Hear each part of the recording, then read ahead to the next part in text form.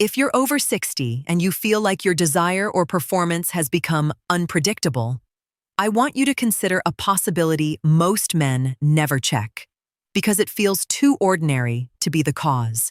It might not be age first. It might be your medicine cabinet. Not because medications are bad, but because some common heart, blood pressure, mood, allergy, pain, and prostate prescriptions can quietly change blood flow, nerve signaling, and energy. And nobody connects the dots until confidence drops. Stay with me, because once you know what to look for, you can regain control with calm, safe adjustments, without shame and without risky shortcuts. Let's be real for a moment. After 60, you can do a lot of things right. Walk more, eat better, sleep earlier, and still notice changes in intimate health that feel confusing. Some mornings you feel steady. Other days, your body feels slower, desire feels muted, or performance feels less reliable, even when your relationship is fine and your mindset is calm. So you start asking the quiet questions. Is this just age? Is something wrong with me? Why does it feel normal one week and off the next? Here's the part that brings a lot of men relief. When changes are inconsistent, that's often a clue. True age decline usually moves gradually. Inconsistency often points to something adjustable, something in your daily system. And one of the most overlooked system factors after 60 is medication effects and medication timing. Now, I'm going to say this up front with respect and safety. Never stop a prescription suddenly on your own. Medications can be life-saving. The goal here is awareness and better conversations with your clinician, not panic, not blame, and not internet self-diagnosis. But we do need to talk about reality. Because your body is not a set of separate rooms. Blood flow, nerves, hormones, mood, sleep, and hydration all share the same hallway. A medication that helps one room can accidentally dim the lights in another. That's not failure. That's physiology. Here's an open loop I want you to hold. The big twist isn't one specific pill. It's the combination of small, normal things, medicine plus timing plus dehydration plus sleep, that can quietly push your system into a state where blood vessels are less responsive. We'll come back to that. First, let's understand the foundation in plain language. Intimate performance depends heavily on responsive blood flow and a calm, for well-regulated nervous system, not brute strength, not willpower, responsiveness. Think of it like a dimmer switch, not a light switch. When the system can smoothly shift between calm and activation, response is more predictable. When the system is chemically flattened or physically constricted, the dimmer becomes jumpy. Now, which medications can affect that dimmer? Let's start with blood pressure medications because they're common after 60, and many men are afraid to even ask about them. Blood pressure medicines work in different ways. Some relax blood vessels, some slow the heart rate, some reduce fluid volume, some change stress hormone signaling. For many men, they're essential. But a few types can sometimes contribute to fatigue, reduced arousal, or reduced erection quality, especially when the dose is a little high for your current body weight, hydration, or activity level. Have you ever noticed that on days you feel a bit lightheaded or unusually tired, your confidence also feels lower? That's not in your head. When blood pressure runs too low for you, the body can feel flat. And if the body feels flat, responsiveness can drop. Some men also notice a slower warm-up, especially on certain beta blockers. That doesn't mean you should quit anything. It means it's worth reviewing options and dosing with your clinician. Next, let's talk about medications for mood, sleep, or anxiety. Again, these can be incredibly helpful and important. But some antidepressants and anxiety medications can affect libido, sensitivity, and timing by altering neurotransmitters, especially serotonin and dopamine signaling. Here's where it gets interesting. If a medication smooths out anxiety, It can improve performance for some men. But if it blunts motivation, desire, or arousal, it can create a different challenge. This is why men feel confused. My stress is better, but my spark feels quieter. Both can be true. Question for you. Have you ever started a new medication and within weeks felt a subtle change you couldn't explain? Like your spark just isn't the same? That's a clue worth respectfully discussing, not suffering in silence. Now, allergy and cold medicines. This one surprises men because it feels harmless. Certain antihistamines, especially older, sedating ones, can cause dryness, fatigue, and a general muted nervous system tone. When the nervous system is muted, response may be slower. When energy is lower, desire often follows.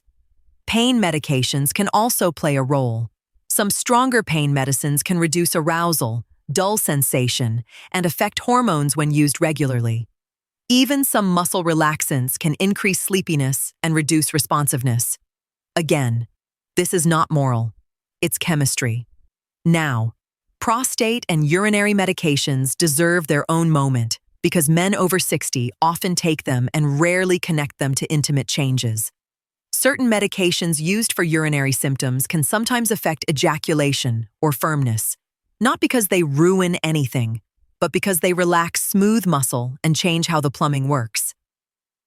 Think of it like changing the water pressure in a house. The taps still work, but the feel is different. Some men notice reduced volume, an altered sensation, or changes in timing. It can be alarming if nobody warned you. And here's a quiet truth. Many men would rather tolerate symptoms than ask a doctor about this because they don't want to feel embarrassed. But embarrassment doesn't protect your health. Information does. Let's add another layer: cholesterol medications. For most men, statins are protective for heart health, and heart health and blood vessel health are directly linked to intimate health. So for many men, better cardiovascular protection can actually support performance long-term. But some men report muscle aches, fatigue, or sleep changes on certain cholesterol medicines. If fatigue rises, desire can dip. If sleep worsens, hormones drift. Again, pattern, not panic. Now here's a pattern break. The side effect isn't always the medication itself. Sometimes it's the situation around it. For example, diuretics, water pills, can reduce fluid volume. If you're slightly dehydrated, blood becomes thicker and circulation becomes less efficient. That doesn't just affect your energy, it can affect responsiveness. Many men overcorrect by drinking less in the evening to avoid night urination, then wake up a bit dehydrated, then feel flat, then reach for caffeine, then feel wired. And the nervous system stays jumpy. Does that cycle sound familiar? There's also a category many men forget to mention because it's not a prescription: over-the-counter decongestants, reflux pills, and herbal blends. Some cold medicines can raise heart rate or blood pressure, which can make the body feel keyed up. Some nighttime products are basically sedatives. And some performance supplements can clash with heart medicines. If you use nitrate heart meds for chest pain, for example, mixing them with certain performance pills can be dangerous. So always ask your clinician or pharmacist before using anything marketed for performance. And let's not forget the quiet one: sleep breathing. Many men wake up tired, blame age, and never realize their sleep is fragmented by snoring or subtle breathing pauses. Poor sleep raises stress hormones and can worsen blood vessel responsiveness. If your partner says you snore loudly or you wake with headaches or dry mouth, that's worth mentioning. Addressing sleep quality can improve energy, mood, and intimate confidence together, sometimes more than men expect. Here's a quick, practical way to talk about this with a pharmacist if you don't have a doctor visit soon. I'm over 60 and I'm noticing fatigue and lower intimate responsiveness. Are any of these medicines sedating, drying, or lowering my pressure too much? Is there a timing change or alternative? That single conversation can reveal a lot.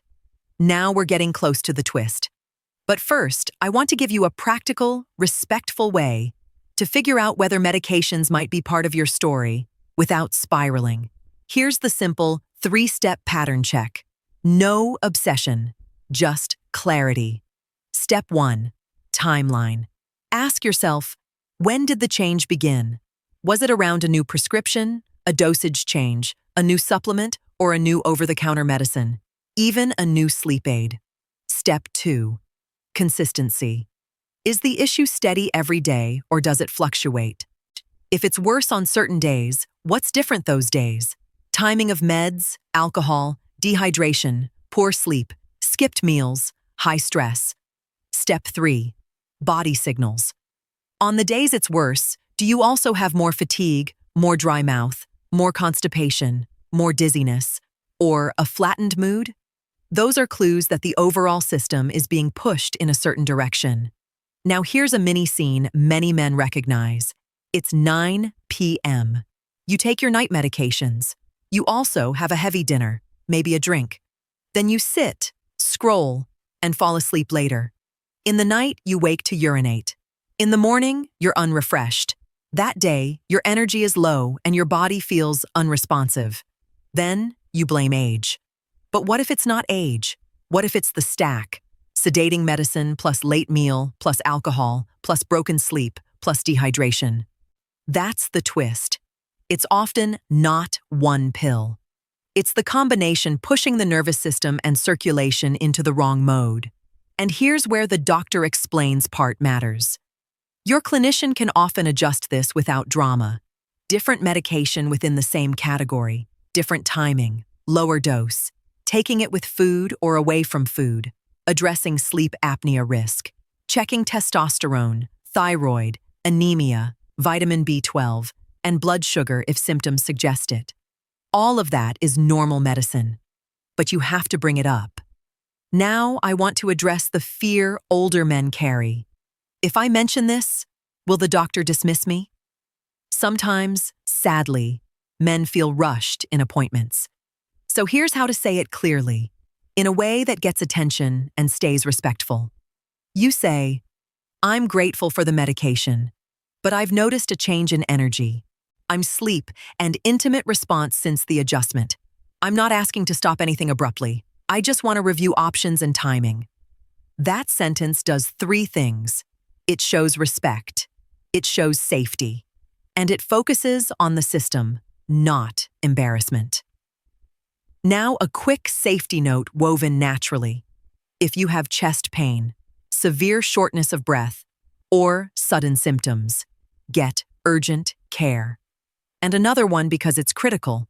If you take heart or blood pressure meds, or you have diabetes, talk to your clinician before making major changes, especially before mixing supplements with prescriptions. Now, let's talk about what you can do today while staying safe.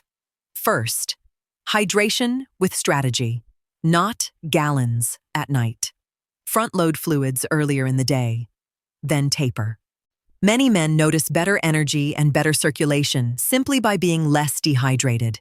Second, movement that supports blood flow, not extreme workouts. A 10 to 20-minute walk most days, plus light strength work, can improve vessel responsiveness and mood. Stronger circulation supports steadier response. Third, protect sleep signals. Sedating medicines plus screens plus alcohol is a common triple hit. If you can, create a calmer last hour, dim light, less phone, earlier meal. Better sleep improves recovery, and recovery improves responsiveness. Fourth, watch the hidden sedatives. Some men unknowingly stack sedating antihistamines, sleep aids, and alcohol. That can blunt desire and flatten the nervous system. If you need an allergy medicine, ask your clinician or pharmacist which options are less sedating for you.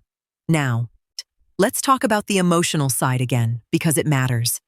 When men feel unpredictable response, they start monitoring themselves. Monitoring creates pressure. Pressure activates stress hormones. Stress hormones tighten vessels. Tight vessels reduce responsiveness. That loop is brutal, and it has nothing to do with masculinity. So here's a pattern break you can use. Shift from performance monitoring to system monitoring. Instead of asking, "Will it work?" ask, "Is my body calm? Am I rested? Am I hydrated?